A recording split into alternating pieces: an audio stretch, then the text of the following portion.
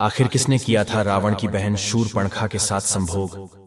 दर्शक बंधु, यह कहानी है उस स्त्री की जिसे इतिहास ने कलंकिनी कहा, रामायण ने राक्षसी बताया और समाज ने वासना की मूरत बना दिया। वो रावण की बहन थी, लंका की राजकुमारी, पर प्रेम में ठुकराई गई एक अभागी स्त्री जिसका नाम सुनते ही आज भी लोग आंखें फेर लेते हैं, शूरपणखा। लेकिन क्या किसी ने कभी उसकी पीड़ा को समझा? क्या किसी ने सोचा कि एक बहन, एक प्रेमिका और एक स्त्री के रूप में उसके जीवन में क्या बीता? क्या किसी को पता है कि जब लक्ष्मण ने उसकी नाक काट दी तब उसके जीवन में वो क्या तूफान आया जिसने उसे किसी के साथ संभोग करने पर मजबूर कर दिया?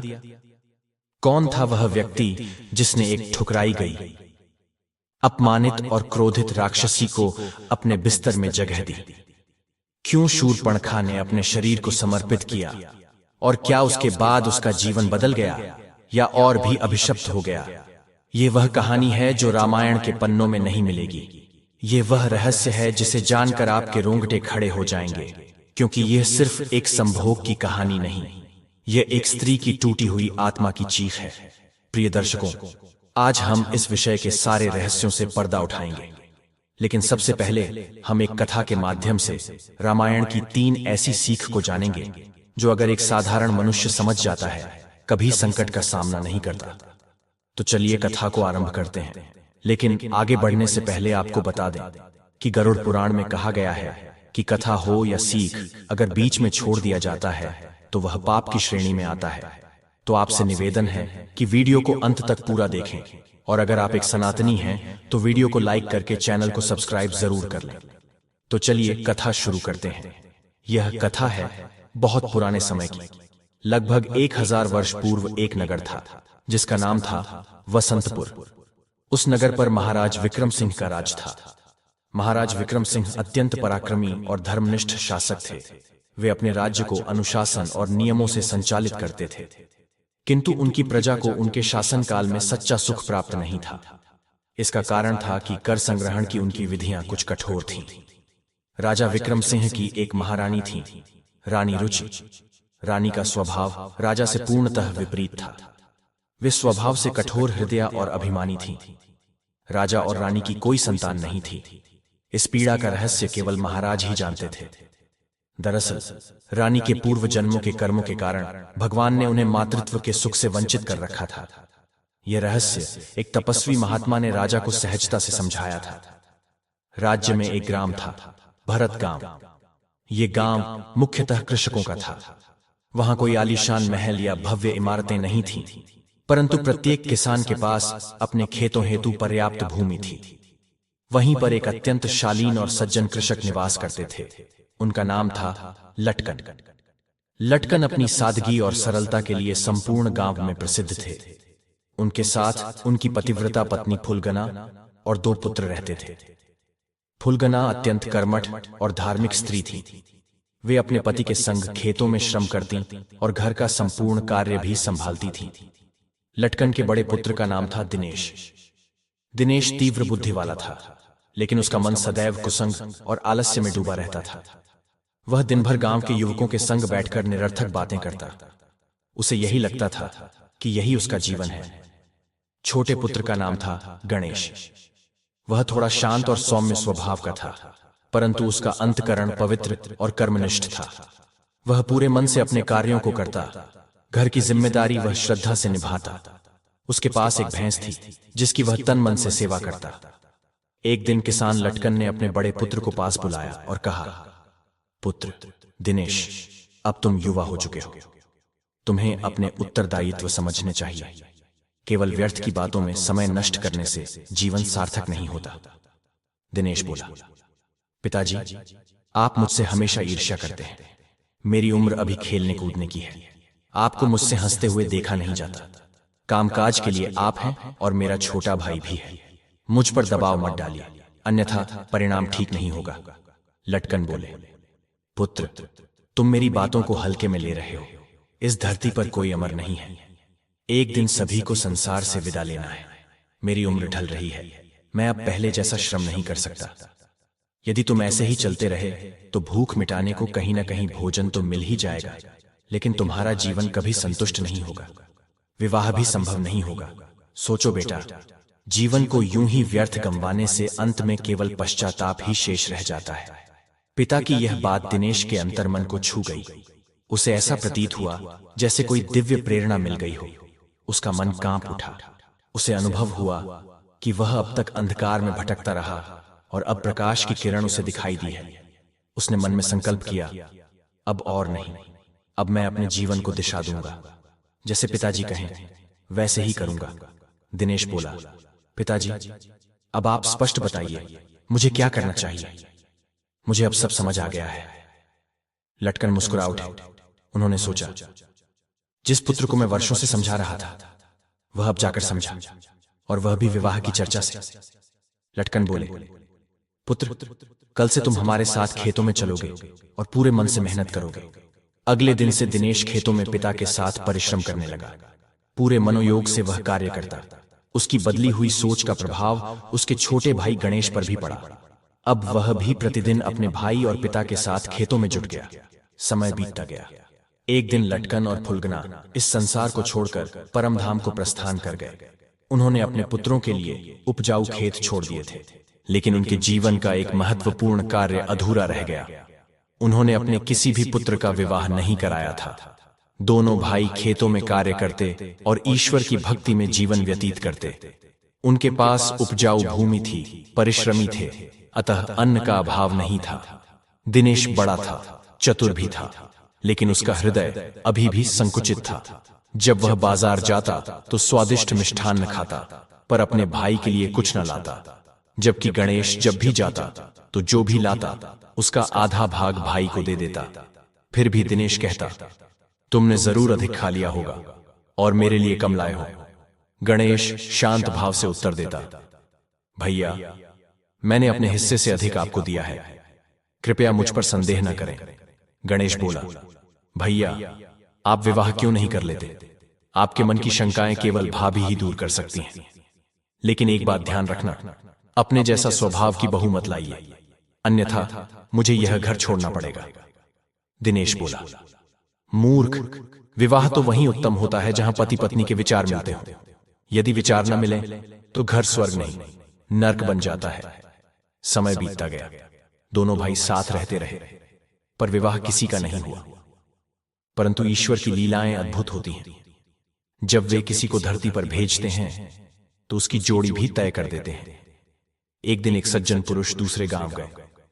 वहां एक निर्धन व्यक्ति मिला जिसकी 2 पुत्रियां थीं।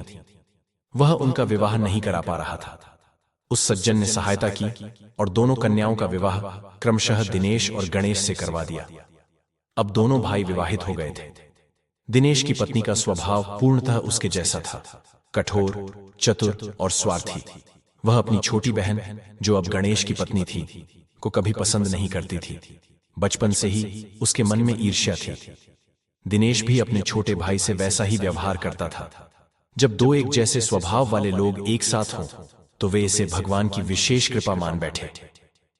दिनेश बोला, प्रभु ने अद्भुत जोड़ी बनाई है। हम दोनों चतुर और वे दोनों बिल्कुल सरल और सीधे। हम इनसे काम कराएंगे और खुद आराम करेंगे। यही सोचकर उन्होंने अपना राजकाज जारी रखा। गणेश और उसकी पत्नी खेतों में दिन भर श्रम करते और दिनेश अपनी अर्धांगिनी के साथ घर में विश्राम करते। परंतु गणेश की पत्नी उतनी सीधी नहीं थी जितनी वे समझ रहे थे। वह अपनी जिठानी की चालों को भली भांति समझ चुकी थी। उसने अपने पति से कहा, अब और नहीं, हमें अलग रहना चाहिए। गांव के कुछ प्रतिष्ठित लोग एकत्र हुए और दोनों भाइयों के बीच खेतों का विभाजन करा दिया गया। जहां विचारों में मेल ना हो वहां दूरी बना लेना ही श्रेयस्कर होता है। जहां घर में प्रतिदिन विवाद हो, स्त्रियां एक दूसरे से निभा ना पाएं, कार्य की भागीदारी स्पष्ट ना हो, वहां विभाजन ही सच्चा समाधान होता है।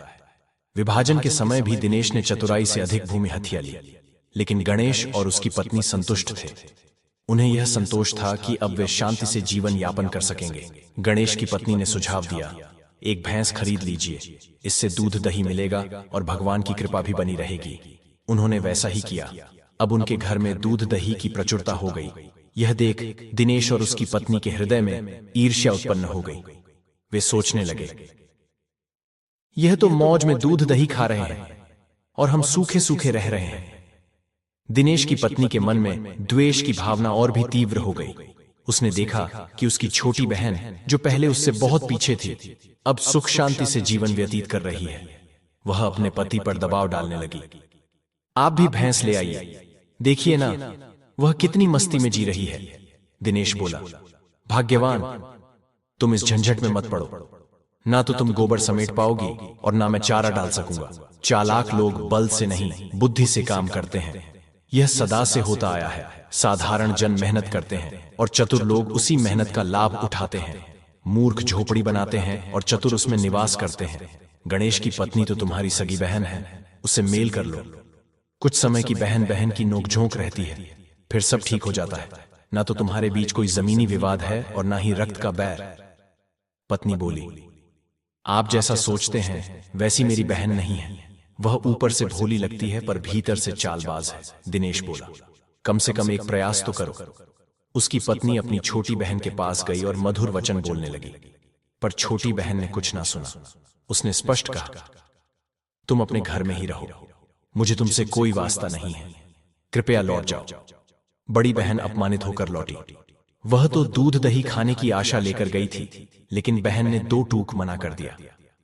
वह अपने पति के पास पहुंची और क्रोध में बोली, अब कोई उपाय निकालिए कि उसकी भैंस ही न बचे। मैं उसे दूध दही खाते नहीं देख सकती। चाहे कसाई से कटवा दीजिए, चाहे चोर से चोरी करवा लीजिए, चाहे जहर दे दीजिए, पर कल तक वह भैंस नहीं होनी चाहिए। दिनेश ने कहा, भाग्यवान, इतनी तुनक मिजाजी क्यों दिखा रही हो? वह तुम्हारी बहन है। पत्नी गरज उठी, आप अगर मेरे कहे अनुसार नहीं चले तो मैं अपने मायके चली जाऊंगी। ध्यान से सुन लीजिए। दिनेश बोला, अरे देवी, क्रोधित क्यों होती हो? मैंने पहले ही सोच रखा है कि क्या करना है, पर यह कार्य एक दिन में नहीं होगा। भैंस तो जाएगी जरूर, लेकिन धैर्य से, जल्दबाजी में हम ही फंस सकते हैं। आजकल राजा के सिपाही भेष बदलकर गांवों में घूमते हैं। चोर उचक्के भी डरते हैं। हमें ही भैंस खोलकर किसी कसाई को सौंपनी पड़ेगी। इसमें 1 महीना लग सकता है। अगर इतनी जल्दी है तो आगे क्या करोगी? मेरा विचार है कि सिर्फ भैंस ही नहीं, उनका पूरा घर और खेत भी हम अपने नाम कर लें। कल को हमारे खुद के बच्चे होंगे, क्या इस छोटे से मकान में रहेंगे? नहीं, हम तो बड़ा घर बनाएंगे और वह घर ईमानदारी से नहीं बल्कि नीति से प्राप्त करेंगे। जैसे राजा लोग निर्बल राजाओं को हरा देते हैं, वैसे ही हम भी अपने भाई से सब कुछ छीन लेंगे। लेकिन चूंकि वह भाई है, उसे मारेंगे नहीं, बस सब कुछ अपने नाम कर लेंगे। वह चाहे तो कहीं और जाकर जीवन व्यतीत करे। पत्नी बोली, यही तो गलती करोगे तुम। अगर वह जिंदा बचा रहा तो सीधे राजा के दरबार चला जाएगा, फिर तो लेने के देने पड़ जाएंगे। इसलिए उसे सबक सिखाने के लिए एक समय सीमा तय कर लो। अगले दिन गणेश खेत में हल चला रहा था। दोपहर हो चली थी। वह पसीने से तरबतर था और प्रभु का स्मरण करते हुए खेत जोत रहा था। तभी उसका हल किसी कठोर वस्तु से टकराया। वह झुक कर देखने लगा और पाया कि वहां एक सोने का कलश दबा हुआ है। गणेश सोचने लगा, हे ईश्वर, यह कैसी लीला है? वर्षों से खेत जोत रहा हूं, एक पीतल का टुकड़ा भी नहीं मिला, और आज यह स्वर्ण पात्र। यह तो मेरी धर्मपत्नी के शुभ चरणों का फल है। जब से वह मेरे जीवन में आई है, भाग्य ही पलट गया है। मैं जहां हाथ लगाता हूं, मिट्टी सोना बन जाती है। और मेरा भाई, जिसकी पत्नी इतनी अपशगुनी है कि सोना भी उसके हाथों से मिट्टी बन जाता है।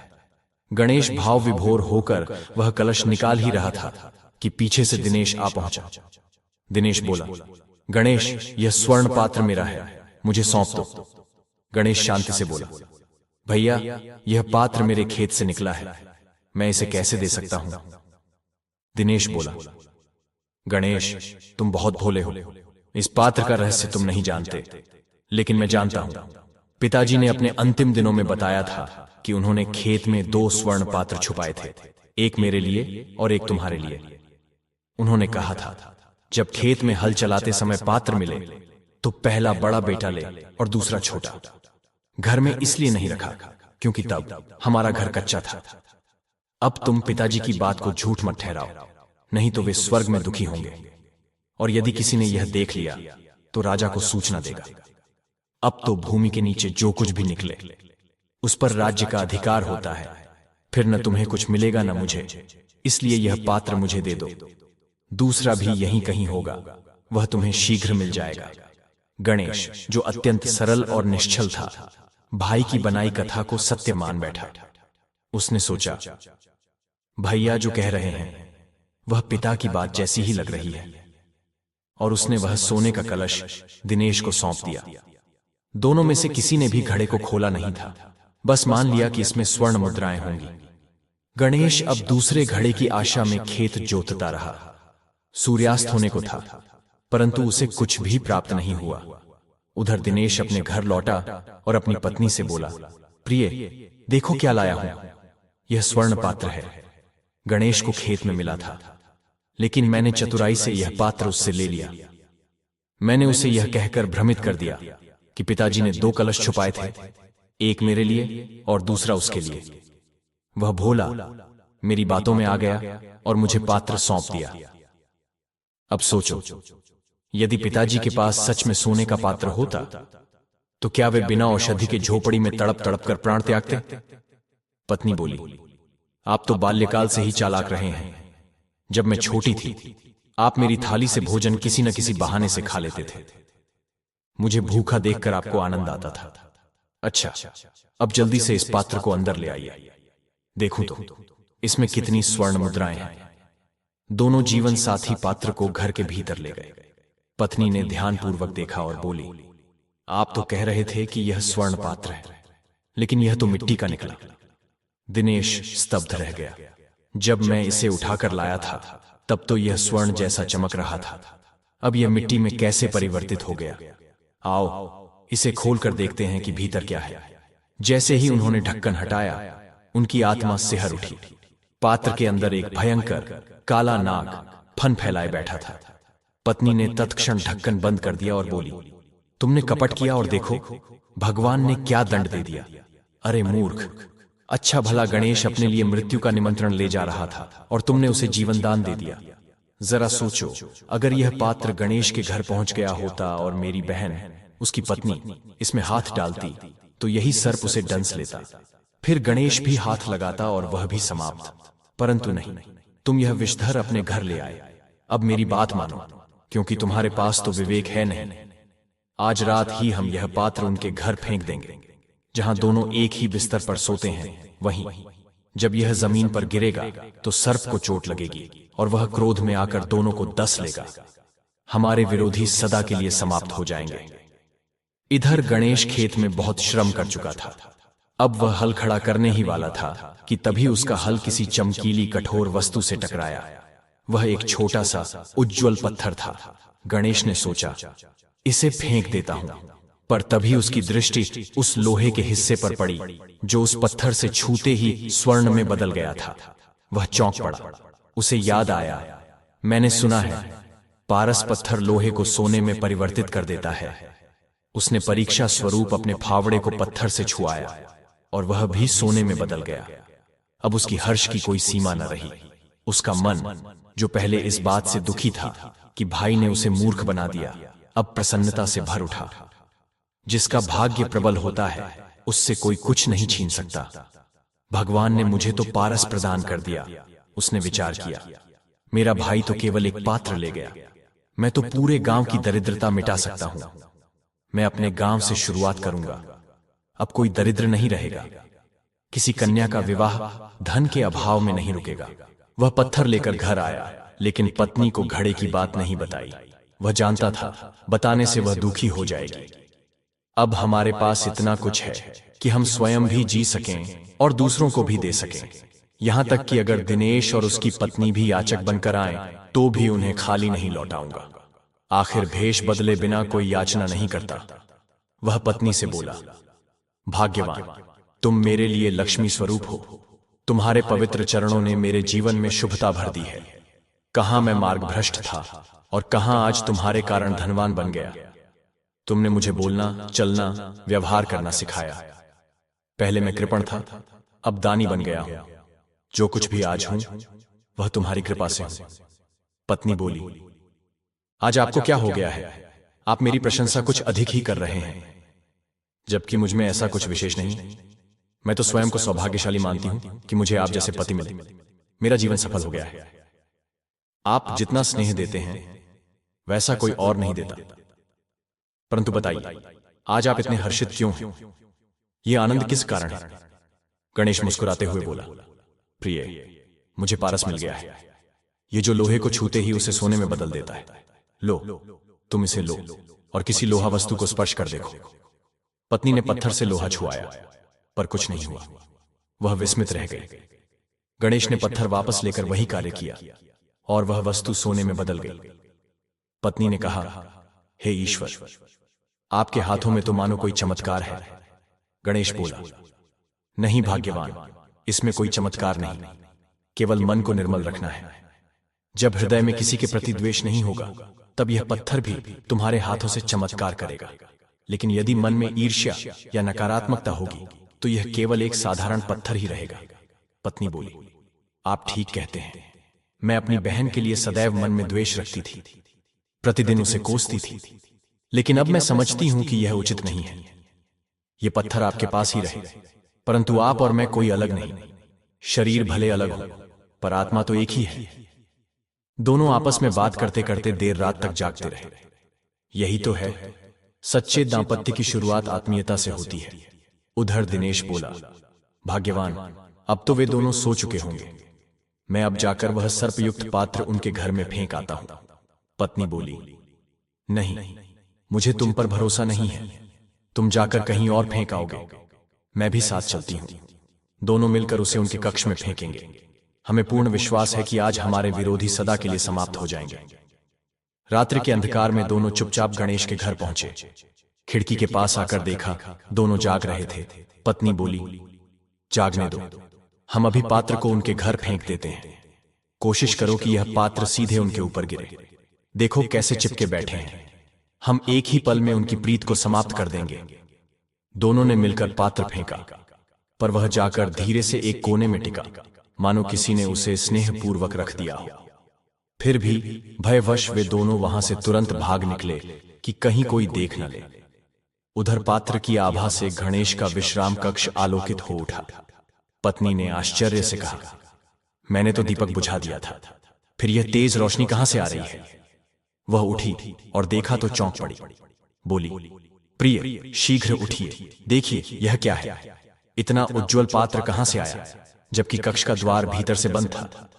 गणेश मुस्कुराते हुए बोला, प्रिय, चिंता मत करो, यह पात्र हमारे ही खेत का है। मैंने तुमसे यह बात इसलिए छुपाई थी कि तुम दुखी न हो जाओ। इसके बाद उसने खेत में पात्र मिलने और दिनेश की चालाकी की पूरी घटना पत्नी को बता दी। गणेश बोला, प्रिय, कोई भी व्यक्ति चाहे जितनी भी कपटपूर्ण योजना बना ले, यदि किस्मत में वह वस्तु नहीं लिखी तो वह उसे नहीं मिल सकती। और यदि कोई सच्चा इंसान किसी बुरे व्यक्ति का भला भी करना चाहे तो भी उसके दुर्भाग्य को नहीं बदल सकता, क्योंकि भाग्य का लेखा जोखा ईश्वर स्वयं करते हैं और वह हमारे कर्मों पर आधारित होता है। पत्नी बोली, आपकी बातें सुनकर मन भय और श्रद्धा से भर गया है। आपने यह सब ज्ञान कहां से प्राप्त किया? गणेश बोला, यह सब मैंने बाल्यावस्था में सीखा। हमारे गांव में एक संत आते थे जो उत्तम प्रवचन करते थे।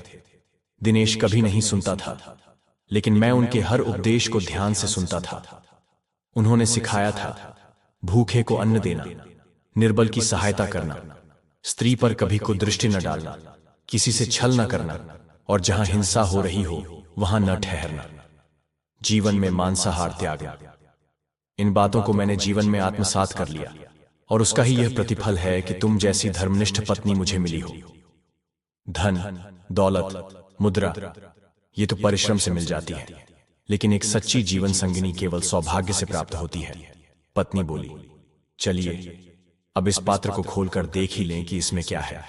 गणेश हंसते हुए बोला, हाँ हाँ, खोलो, इसमें स्वर्ण मुद्राएं हैं। पत्नी ने जैसे ही पात्र खोला, उसमें सचमुच चमचमाती स्वर्ण मुद्राएं थीं। सोना देखकर उसकी सोच में एक पवित्र परिवर्तन आ गया। उसने श्रद्धा से गणेश की ओर देखा और कहा, प्रिय, मैं एक युवती के दुहक को जानती हूं। पैसों की तंगी के कारण वर्षों तक मेरा विवाह नहीं हो सका।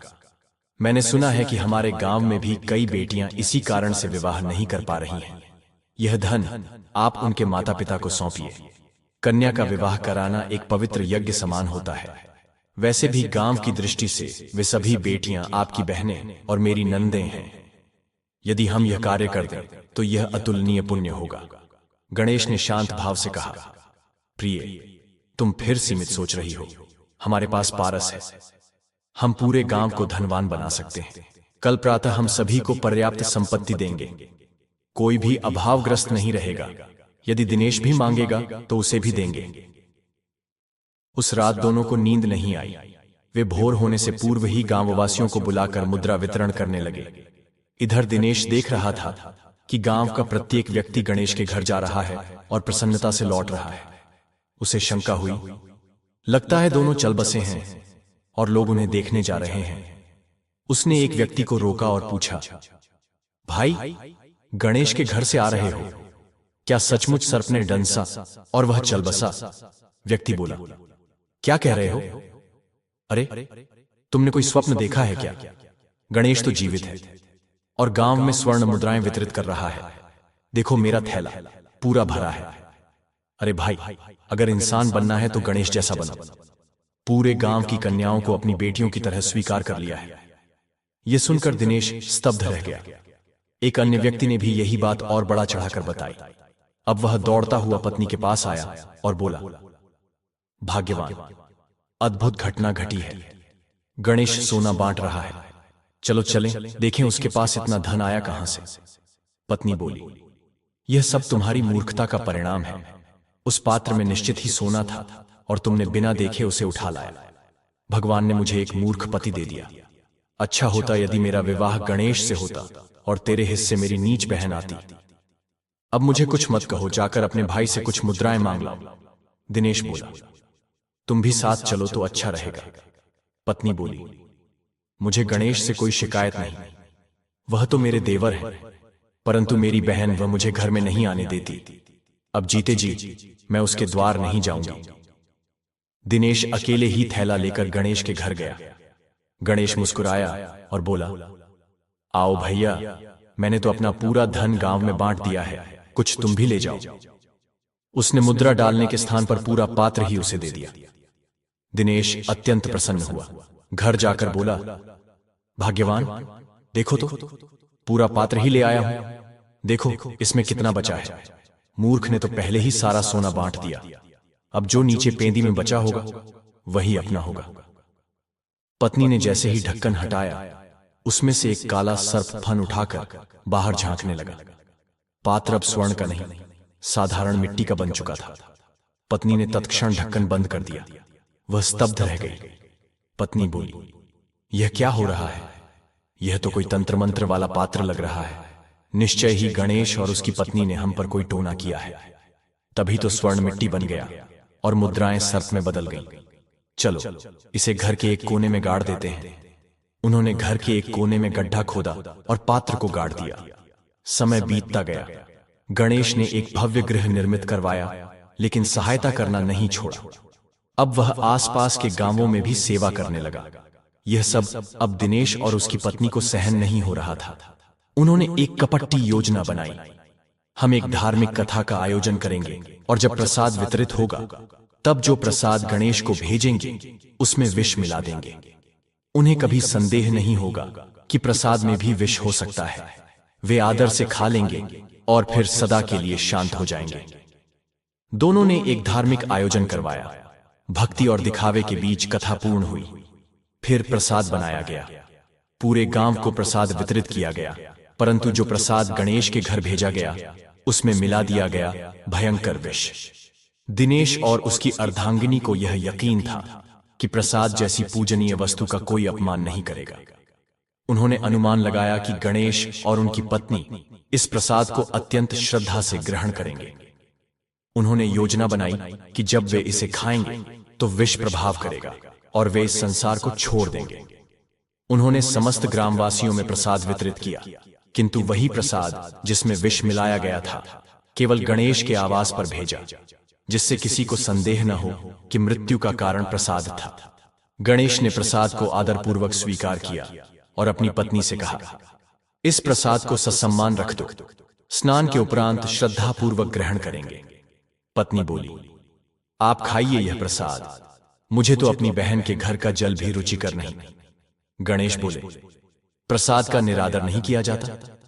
पत्नी बोली, मैंने तो इसे नमन कर लिया है, न खाने से कोई अपमान नहीं होता। आप स्नान करिए, मैं इसे यहीं रख देती हूं। जैसे ही वह प्रसाद रख रही थी, एक बिल्ली आ पहुंची और वह प्रसाद खाने लगी। विष इतना तीव्र था कि वह वहीं गिर पड़ी और प्राण त्याग दिए। पत्नी तत्क्षण समझ गई कि प्रसाद विषैला है। उसने पति को सूचित किया। गणेश ने प्रसाद का थोड़ा अंश आंगन में फेंका, जिसे एक कौवा खा गया और वह भी तत्क्षण मृत्यु को प्राप्त हुआ। गणेश ने मन ही मन ईश्वर को धन्यवाद दिया, हे प्रभु, आपने हमें आज संकट से बचाया। यह कोई धार्मिक आयोजन नहीं, बल्कि हमारे प्राण लेने की साजिश थी। गणेश की धर्मपत्नी की समझदारी ने उन्हें मृत्यु से बचा लिया। उधर दिनेश और उसकी पत्नी संतुष्ट थे कि अब तक गणेश और उसकी पत्नी संसार छोड़ चुके होंगे। परंतु जब उन्होंने देखा कि दोनों स्वस्थ और अपने आंगन में घूम रहे हैं, तो उन्हें झांत हुआ कि प्रसाद उन्होंने ग्रहण नहीं किया। उन्होंने कहा, ये ऐसे नहीं मरेंगे, इनकी गर्दन तलवार से ही अलग करनी होगी। अब उन्होंने योजना बनाई। इनकी भैंस अत्यंत दूध देती है, वही खाकर तो ये दिन भर बुद्धिमत्ता की बातें करते हैं। चलो, आधी रात को उसकी भैंस चुराकर कसाई को बेच देंगे। रात्रि में दोनों पहुंचे और भैंस को खोलकर ले जाने लगे। परंतु भैंस बलवान थी, रस्सी पकड़कर दोनों उसे खींचने लगे। कुछ दूर तक वह चली, लेकिन जब उसे अनजान हाथों का एहसास हुआ तो वह बेकाबू होकर दौड़ पड़ी। रस्सी उनके हाथ में फंसी रही और वह उन्हें घसीटते हुए ले गई। कुत्तों के भौंकने से ग्रामवासी जाग गए। जब उन्होंने यह दृश्य देखा तो दौड़कर भैंस को रोका और दोनों को रस्सी से अलग किया, लेकिन तब तक उनके हाथ पैर टूट चुके थे और वे असहाय हो गए। जब गणेश को यह समाचार मिला कि वे भैंस चुराने आए थे, तो उन्होंने कहा, मुझसे मांग लेते तो भैंस स्वयं दे देता, परंतु ये तो मूर्ख हैं। कल ही तो मुझे मारने के लिए विष भेजा और आज भी मेरे खिलाफ ही षड्यंत्र कर रहे हैं। गणेश ने 100 स्वर्ण मुद्राएं दिनेश को भेजते हुए संदेश दिया, जाओ, इलाज कराओ। उधर किसी ने राजा विक्रम सिंह को सूचना दी, महाराज, गांव का एक युवक न जाने कहां से इतना धन लाकर लोगों में हजारों स्वर्ण मुद्राएं बांट रहा है। यदि यह ऐसे ही चलता रहा तो लोग उसे राजा समझने लगेंगे। राजा ने गंभीरता से कहा, उसे ससम्मान राजदरबार बुलाया जाए, आवश्यकता हो तो मेरा रथ भेजा जाए। गणेश जब महल आया तो उसकी सादगी, शिष्टता और तेज देखकर राजा प्रसन्न हो गया। राजा ने कहा, हे युवक, जो कार्य मुझे करने चाहिए वो तुम कर रहे हो। बताओ, इतना धन कहां से पाते हो? गणेश ने हाथ जोड़कर अपनी जेब से पारस पत्थर निकाला और कहा, महाराज, यह सब इस पत्थर की कृपा है। मैं तो मात्र एक साधारण कृषक हूं। यह पत्थर लोहे को स्पर्श करता है और वह सोने में परिवर्तित हो जाता है। राजा ने उत्सुकता से पत्थर लिया और लोहे के टुकड़े से छुआया, लेकिन लोहा वैसा ही रहा। आश्चर्य से बोले, यह तो चमत्कारी नहीं दिख रहा। गणेश ने पत्थर को फिर स्वयं छुआया और लोहा स्वर्ण में बदल गया। राजा चकित हो गया। राजा ने कहा, यह चमत्कार पत्थर का नहीं, तुम्हारे पुण्य और पवित्र हाथों का है। मैं वर्षों से ऐसा योग्य उत्तराधिकारी खोज रहा था, आज मुझे वह मिल गया। अब से तुम इस राज्य के उत्तराधिकारी हो। गणेश की सत्यनिष्ठा, सेवा और करुणा से प्रभावित होकर राजा ने उसे अपना दत्तक पुत्र बना लिया। गणेश और उसकी पत्नी अब राजमहल में रहने लगे और दिनेश, वह दुर्भावनाओं में डूबा, अपंग होकर ग्राम में पड़ा रहा, अपने कर्मों का फल भोगता हुआ। अब कथा एक और मोड़ लेती है। एक ग्राम में दीपनारायण नामक एक ज्ञानी और अत्यंत सरल ब्राह्मण निवास करते थे। वे अपने पूजन पाठ और यजमानों के धार्मिक आयोजनों से अपने जीवन की गाड़ी चलाते थे। उनके समीप एक अन्य ब्राह्मण सुग्रीव का भी निवास था। सुग्रीव न तो कोई शास्त्रविद थे और न ही उनके पास कोई यजमान होता था, परंतु वे भोजन और स्वाद के अत्यधिक प्रेमी थे। वे तो जहां कहीं भी निःशुल्क भोजन की संभावना होती, वहां 10 कोस दूर तक भी पैदल चल देते। उस काल में लोग धर्म में अत्यंत श्रद्धालु और आस्थावान थे। गांव गांव में यज्ञ, व्रत, कथा और उपवासों का आयोजन प्रचलन में था। सुग्रीव ऐसे आयोजनों की भनक लगते ही वहां पहुंच जाते और भरपेट व्यंजन ग्रहण कर लौटते। एक दिन पंडित दीपनारायण ने चिंतन किया, अब जीवन की संध्या आ पहुंची है, क्यों न तीर्थ यात्रा पर निकलूं? प्रभु के पावन धामों के दर्शन हो जाएं। कहीं शरीर ने साथ देना छोड़ दिया तो मन की लालसा अधूरी रह जाएगी। यह विचार कर वे तीर्थ के लिए प्रस्थान कर गए। दिन भर चलते रहे और संध्या समय एक गांव के सीमांत छोर पर पहुंचे। वहां एक कृषक का छोटा सा आवास था। कृषक अपनी माता और छोटी बहन संग खेत में श्रमरत था। घर में केवल उसकी पत्नी थी जो गायों को चारा डाल रही थी। ब्राह्मण थक कर चूर हो चुके थे। उन्होंने कृषक की पत्नी से कहा, माताजी, मैं दूर दराज से आया हूं, क्या इस रात्रि मुझे आपके घर शरण मिल सकती है? कृषक की पत्नी ने भक्तिभाव से उत्तर दिया, महाराज, हमारे लिए अतिथि तो साक्षात भगवान तुल्य होता है, कृपया पधारिए। बताइए, आपको मिष्टान्न भोजन बनाऊं या सामान्य? ब्राह्मण बोले, मां, साधारण खाना तो प्रतिदिन खाते हैं, आज कुछ विशिष्ट और अद्वितीय स्वाद चखना चाहूंगा जो जीवन में पहले कभी न खाया हो। स्त्री बोली, जैसे आपकी आज्ञा। मैं आपके लिए कुछ खास बनाऊंगी, लेकिन मेरी भी एक प्रस्तावना है। आप मुझे ऐसी कथा सुनाइए जो न किसी ने सुनी हो, न देखी हो और न ही किसी ने उसका अनुभव किया हो। ब्राह्मण मुस्कुराए और बोले, बहन, ऐसी तो मैं हजारों गाथाएं सुना सकता हूं। तुम मुझे स्वादिष्ट भोजन कराती रहो, मैं महीनों तक कहानी का रसपान कराता रहूं।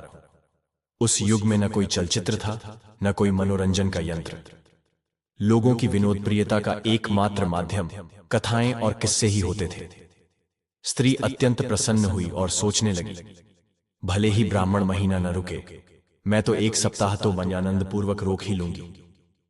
उसने पुआ, पकवान और विविध रंगों की मिठाइयां बनानी शुरू कर दी। उधर खेत से किसान, उसकी माता और बहन लौटे। घर में आगंतुक देख वे प्रसन्न हो गए और सोचा, आज तो ब्राह्मण जी कथा वाचन करेंगे और हमारी थकान मिट जाएगी। लेकिन भोजन बनाने में देर हो गई। किसान और उसकी माता भोजन करके सो गए, परंतु भाभी और ननद जागती रही। जब संपूर्ण भोजन तैयार हो गया तो भाभी थालियों में भरकर ब्राह्मण के पास ले आई। ब्राह्मण रसीले व्यंजन देखकर हर्षित हो उठे। जैसे ही खाने को हाथ बढ़ाया, स्त्री ने हाथ पकड़ लिया और बोली, पहले कथा सुनाइए, फिर भोजना पाइए। ब्राह्मण चौंके, कौन सी कथा, कैसी कथा? स्त्री बोली, अरे आपने ही तो वचन दिया था, एक अनसुनी, अनदेखी, अनसोची कथा की। ब्राह्मण बोले, अरे बहन, मैंने तो बस स्वाद की लालसा में वह बात कह दी थी। अभी मैं तीर्थ यात्रा पर निकला हूं, वापसी में तुम्हें सैकड़ों कहानियां सुना दूंगा, अभी मुझे भोजन करने दो। स्त्री अब थोड़ी नाराज हो गई। उसने सोचा, ब्राह्मण ने शब्द देकर भी छल किया है, इसे सबक सिखाना चाहिए। उसने शांत स्वर में कहा, ब्राह्मण देव, अब भी आपको यह व्यंजन समृद्ध थाली नहीं मिल सकती। मैं आपके लिए सत्तू ला रही हूं, वही ग्रहण कीजिए। जब आप तीर्थ से लौटें तो इससे भी बढ़कर भोजन मिलेगा। ब्राह्मण बोले, जो भोजन सामने है उसे कैसे त्याग दूं? मुझे यही चाहिए। जैसे ही उन्होंने थाली में हाथ डाला, स्त्री ने झट से भोजन हटा लिया और बोली, पहले कथा, फिर भोजन। ब्राह्मण क्रोधित हो उठे, तुम अतिथि का अपमान कर रही हो। स्त्री बोली, और आप वचन भंग कर रहे हैं, क्या यह आदर है? आपको अभी केवल सत्तू ही मिलेगा। यदि इच्छुक हैं तो ग्रहण करें, नहीं तो आगे बढ़ें। ब्राह्मण झल्लाते हुए बोले, तुम्हें तो भोजन खिलाना ही होगा। जिसे व्यंजन बनाना आता है उसे खिलाना भी आता है। मैं अभी तुम्हारे पति को जगा देता हूं। स्त्री विनम्रता से बोली, अरे नहीं ब्राह्मण देव, मैं तो मजाक कर रही थी। फिर उसने अपनी ननद की ओर संकेत किया। ननद तुरंत आगे आई और ब्राह्मण के मुख में कपड़ा ठूंस दिया, हाथ पांव बांध दिए। रात के अंधेरे में दोनों ने ब्राह्मण को एक कोस दूर जंगल में घसीटकर छोड़ दिया और चेताया, यदि फिर कभी दिखाई दिए तो कुएं में फेंक देंगे। ब्राह्मण अत्यंत भोले भाले थे, पर आज जाने क्यों हठी हो गए थे। उन्होंने सोचा, मुझे तो कोई सरल सी कहानी सुना देनी चाहिए थी, यह क्या मूर्खता कर दी। फिर ध्यान आया, मैंने तीर्थ जाने के लिए एक कसाई से कुछ धन उधार लिया था, लगता है उसी का अशुभ प्रभाव है। अब उन्होंने तीर्थ जाने का विचार त्याग दिया और रात भर चलते रहे कि प्रातःकाल तक घर पहुंच जाएं। उनकी धोती कुर्ता फट गए थे और शरीर पर घावों के निशान थे। रास्ते में उन्हें सुग्रीव पंडित मिल गए। सुग्रीव ने पूछा, अरे पंडित जी, लगता है किसी ने आज आपका विशेष आतिथ्य सत्कार किया है। वस्त्र फटे हैं, देह घायल है, क्या हुआ? दीपनारायण ने सोचा, यह तो चटखारे लेकर सारी बस्ती में बखान करेगा। उन्होंने एक काल्पनिक कहानी रच दी। भैया सुग्रीव, मैं एक धूर्त स्त्री के जाल में फंस गया। पहले उसने मिष्ठान्न खिलाया, फिर मुझसे अनुचित कार्य करवाने को कहा। मना किया तो मुझे यह दशा दे दी। सुग्रीव के मन में लालच जाग उठा। जल्दी पता बताओ, ऐसे मौके बार बार नहीं मिलते। दीपनारायण बोले, किसी और को मत बताना। सुग्रीव उत्साहपूर्वक बताए पते की ओर निकल गया। दोपहर में वह किसान के घर पहुंचा और कहा, माताजी, मैं एक भूखा अतिथि हूं, क्या मुझे भोजन मिलेगा? स्त्री ने मुस्कुराते हुए कहा, निश्चित रूप से पंडित जी, हमारे लिए मेहमान ईश्वर के समतुल्य होते हैं। कृपया बताइए, आप साधारण भोजन चाहते हैं या मिठाइयां और व्यंजन?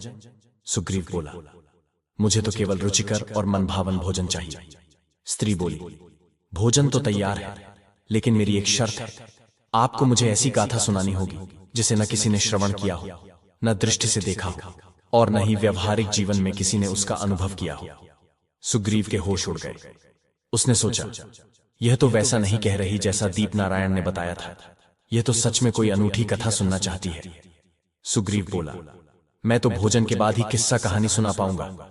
स्त्री बोली, कोई बात नहीं, पहले खा लीजिए, पर ध्यान रहे, अगर खाने के बाद कोई बहाना या चालाकी की तो बेलन और मूसल से जोरदार स्वागत होगा।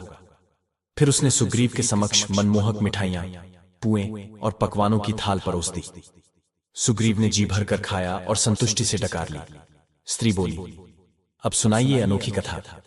सुग्रीव हंसते हुए बोला, कहानी वहानी मुझे नहीं आती, लेकिन हां, जो दीपनारायण ने कहा था वही कार्य करने आया हूं। यह सुनकर स्त्री का क्रोध भड़क गया। उसने बेलन उठाया और सुग्रीव की ऐसी धुनाई की कि दिन में सितारे नजर आने लगे। सुग्रीव किसी तरह अपनी जान बचाकर भाग निकला, लेकिन उसके भीतर उस स्त्री के प्रति प्रतिशोध की ज्वाला सुलगती रही। उसने संकल्प लिया, इस स्त्री को सबक सिखाए बिना मैं अपने गांव नहीं लौटूंगा।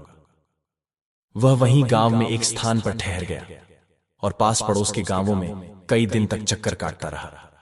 बेलन की चोट तो धीरे धीरे ठीक हो गई, लेकिन भीतर की बदले की आग और तेज हो गई। उसने स्त्री के पति, ननद और सास की पूरी जानकारी जुटा ली। एक दिन वह ज्योतिषी का वेश धारण कर खेत पर जा पहुंचा, जहां सभी काम कर रहे थे। वह किसान से बोला, मैं एक प्रज्ञावान ज्योतिर्विद हूं, आपके भाग्य का रेखा चित्र देख सकता हूं। मैं ललाट और हथेली देखकर सब जान जाता हूं। आपके जीवन में विपत्ति के बादल हैं, लेकिन मैं उन्हें समृद्धि में परिवर्तित कर सकता हूं। फिर वह किसान को उसकी मां और बहन से अलग ले गया और बोला, कल दोपहर ठीक 12 बजे यदि आप अपनी पत्नी को निर्वस्त्र अवस्था में दरवाजा खोलते देख लें तो आप इस गांव के सबसे धनाढ्य व्यक्ति बन जाएंगे। किसान चौंका, फिर सोच में पड़ गया। बोला, यह तो मेरी पत्नी है, जैसी मैं कहूंगा वैसा ही करेगी, मैं उससे कह दूंगा। फिर सुग्रीव ने उसकी अविवाहित बहन को एक ओर ले जाकर कहा, कल दोपहर यदि तुम घर में मौजूद किसी भी पुरुष के साथ भाग जाओ तो 100 वर्षों तक रानी जैसी जिंदगी जीऊंगी, नहीं तो जीवन भर दरिद्रता में घिसटती रहोगी। बूढ़ी मां ने कहा, हमें अपना भविष्य नहीं जानना, अब तो बस ईश्वर का स्मरण ही पर्याप्त है। अगले दिन किसान ने अपनी पत्नी से कहा, कल दोपहर में 3 बार चुपचाप दरवाजा खटखटाऊंगा, तो तुम उसी क्षण नग्न रूप में दरवाजा खोलना। पत्नी बोली, हे स्वामी, मुझे तो लज्जा आएगी। किसान बोला, अगर तुम मुझसे सच्चा प्रेम करती हो तो मेरी बात मान लो। पत्नी ने कहा, ठीक है, मैं आपकी आज्ञा का पालन करूंगी। उधर संयोग से रास्ते में उस स्त्री का छोटा भाई मिल गया जो अपनी बहन से मिलने आ रहा था। सुग्रीव बोला, मैं एक बड़ा ज्योतिषाचार्य हूं, तुम्हारा भविष्य उज्जवल है। किसान की बहन से तुम्हारा विवाह होना तय है। एक उपाय है, अपने जीजा जी के घर जाकर 3 बार बिना बोले दरवाजा खटखटाओ। लड़का बहुत खुश हुआ। वह बहन को बहुत चाहता था, लेकिन जीजा से भयभीत था। अब जब उपाय मिल गया तो वह दौड़ता हुआ पहुंचा और 3 बार दरवाजा खटखटाया। स्त्री ने समझा कि उसका पति आया है। उसने बिना सोचे निर्वस्त्र होकर दरवाजा खोल दिया, लेकिन सामने अपने सगे भाई को देखकर वह कांप उठी, लज्जा से भरकर रोने लगी और दरवाजा बंद कर लिया। भाई भी स्तब्ध रह गया, सोचने लगा, मैंने अपनी बहन को इस हाल में देखा, अब मैं भी इस किसान की बहन को उसी तरह गृहिणी बनाकर रखूंगा। वह खेत की ओर चल पड़ा। वहीं किसान की बहन मिली। उसने कहा, आज मेरी मनोकामना पूरी हुई, अब मैं तुमसे विवाह करूंगी। लड़का बोला, अगर ऐसा किया तो तुम्हारा भाई मुझे मारेगा। लड़की बोली, अब कोई कुछ नहीं कह सकता, मैंने तुम्हें पति रूप में स्वीकार कर लिया है, अब तुम्हारे साथ चल रही हूं। वह उसे लेकर घर की ओर बढ़ चला। रास्ते में किसान ने उन्हें देखा और दौड़ते हुए पूछा, बहन क्या कर रही हो, कहां जा रही हो? बहन बोली, यह मेरे पति हैं, अब मैं इनके साथ इनके घर जा रही हूं। किसान बोला, अगर तुम्हें यह पसंद है तो मुझे कोई आपत्ति नहीं, लेकिन यह अचानक निर्णय क्यों? बहन बोली, सब कुछ ज्योतिषी बाबा के कहने पर हुआ। अब किसान और उसके साले के मन में शंका घर करने लगी। किसान ने पूछा, क्या ज्योतिषी ने तुम्हें बिना बोले दरवाजा खटखटाने को कहा था? साले ने कहा, हां। अब किसान को समूचा षड्यंत्र समझ में आ गया। उसने कहा, इसने मेरी बहन को उज्जवल भविष्य का सपना दिखाया और मेरी पत्नी को भी नीचा दिखाया। यह सब कपट और बदले की चाल है। वह अत्यंत क्रोधित हो उठा और बोला, अब उस कपटी ज्योतिष को ढूंढ निकालूंगा और उसका सिर फोड़कर रहूंगा। कई दिनों तक वह उसे ढूंढता रहा। उधर अनजाने में ही सही मायनों में दीपनारायण ब्राह्मण ने उस स्त्री को एक अनोखी, अनदेखी और अव्यावहारिक कथा सुना दी थी, जैसा कि उसने चाहा था। जब स्त्री को सारा सत्य ज्ञात हुआ तो उसने मन ही मन सोचा, यह सब जो घटित हुआ वह किसी हद तक ब्राह्मण की लीला ही थी, लेकिन एक सकारात्मक कार्य भी हो गया। मेरी ननद और भाई का विवाह हो गया। कहानी भले ही अव्यावहारिक थी, पर अन्यायपूर्ण नहीं थी। हां, एक भूल अवश्य हुई। भाई के समक्ष निर्वस्त्र होना मर्यादा के विरुद्ध था। इसका मुझे ध्यान रखना चाहिए था। दर्शक बंधु, इस कथा के माध्यम से हम रामायण के उन 3 सीख को जान सकते हैं जो स्वयं भगवान राम ने कहे थे। एक, वचनबद्धता और सत्य के पालन की महत्ता। जैसे प्रभु श्री राम ने पिता के वचनों को निभाने हेतु वनवास स्वीकारा, वैसे ही इस कथा में ब्राह्मण को अपनी शर्त निभानी चाहिए थी। वचन का पालन न करने से अपमान और तिरस्कार होता है। 2, कपट, छल और प्रतिशोध का परिणाम। जैसे रावण के अहंकार और धोखे का अंत विनाश में हुआ, वैसे ही सुग्रीव के प्रतिशोध और कपटपूर्ण व्यवहार का परिणाम अपमान और पीड़ा रहा। 3, सच्चे मन, सेवा और विनम्रता का फल। जैसे गणेश ने करुणा और दया से सबका हित किया, दुष्टों को भी क्षमा किया और अंततः राजा का उत्तराधिकारी बना। सेवा, नम्रता और परोपकार ही जीवन में सच्चा मान सम्मान दिलाते हैं। दर्शक बंधु, कथा का समापन अभी यही नहीं होता। अभी हम जानेंगे रामायण का वह रहस्य जो आज तक आपने शायद ही जाना होगा। आखिर वह कौन था जिसने रावण की बहन शूर्पणखा के साथ संभोग किया था?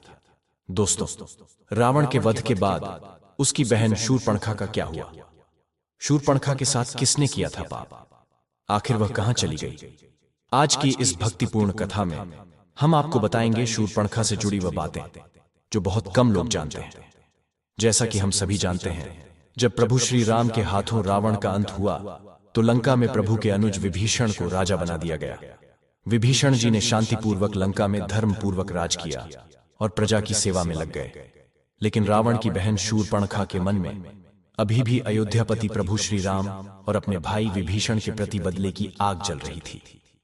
इसीलिए वह लंका छोड़कर चली गई और असुरों के गुरु शुक्राचार्य की शरण में जाने का निश्चय किया।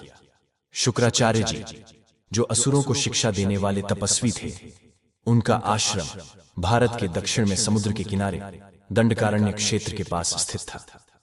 इसी क्षेत्र के अधिपति थे खर, दूषण और त्रिशरासुर, जो रावण के ममेरे भाई थे।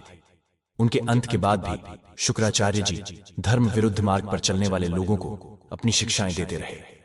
शूर्पणखा उनके पास पहुंची और अपनी राक्षसी जाति की उन्नति तथा प्रभु श्री राम से प्रतिशोध लेने की इच्छा प्रकट की।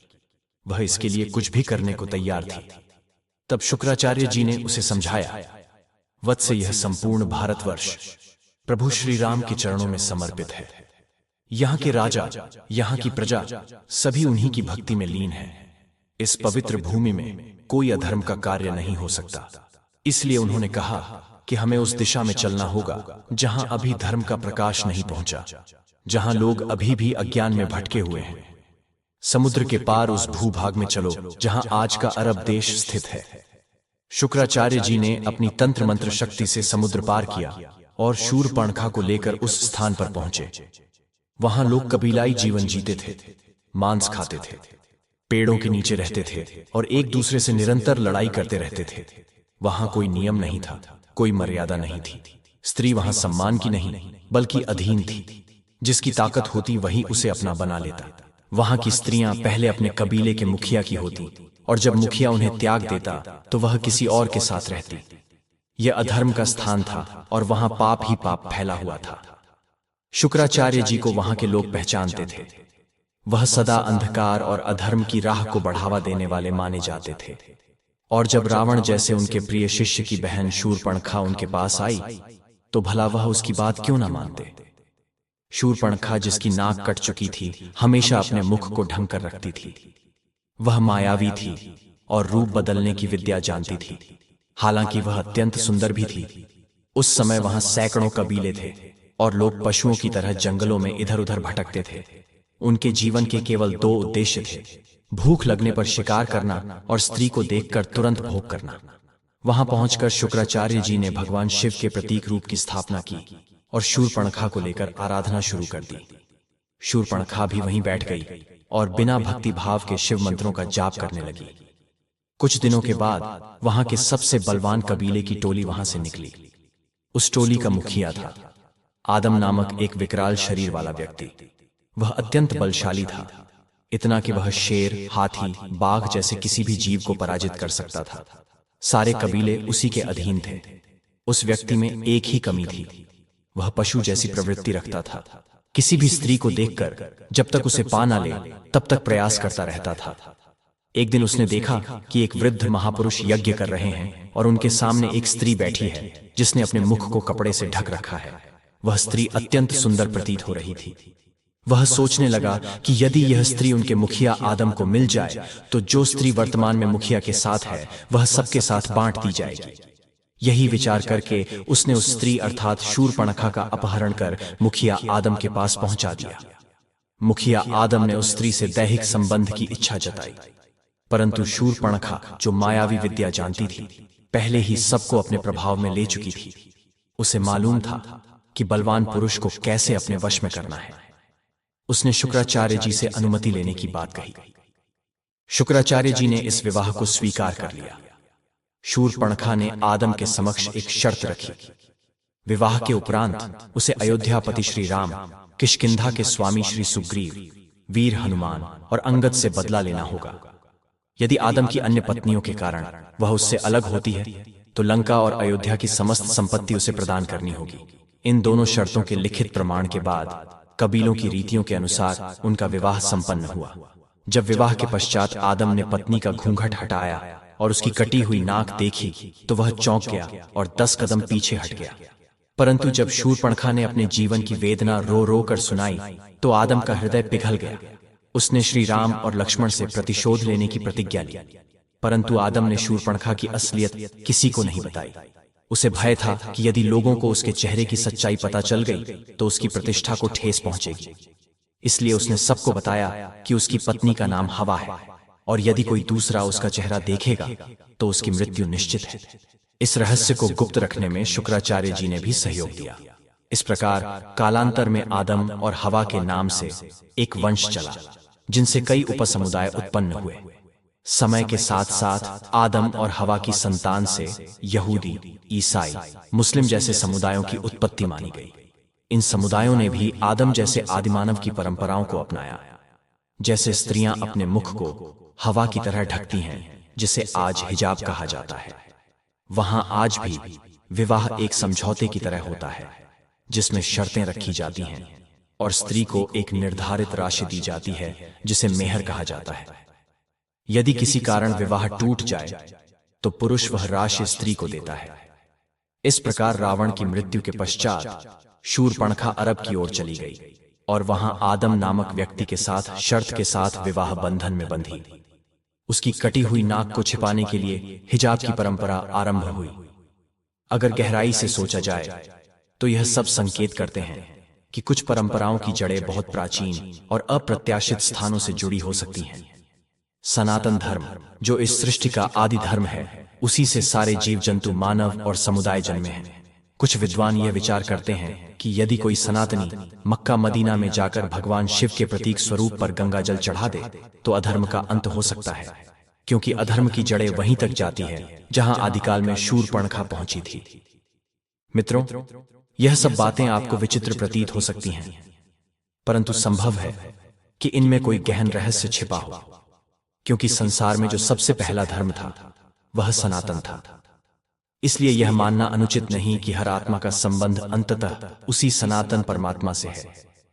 प्राचीन काल में जब जातियां आम नहीं थीं, तब कुछ लोगों ने अपनी इच्छाओं के अनुसार नियम बनाए और परंपराएं बनाई, जिससे अलग अलग धर्मों और जातियों की उत्पत्ति हुई। तो मित्रों, यह थी एक ऐसी अद्भुत, रहस्यमयी और भावनात्मक कथा जो न सिर्फ हमें सोचने पर मजबूर करती है, बल्कि यह भी बताती है कि हमारी सनातन परंपराएं कितनी गहराई और दिव्यता से भरी हुई हैं। आपसे विनम्र निवेदन है, अगर आपको यह कथा ज्ञानवर्धक, हृदयस्पर्शी और चेतना जागृत करने वाली लगी हो तो कृपया इस वीडियो को लाइक करें, अपने विचार कमेंट में लिखें और हमारे चैनल को जरूर सब्सक्राइब करें, ताकि सनातन धर्म की ऐसी दुर्लभ, गूढ़ और सत्य कथाएं आप तक लगातार पहुंचती रहे।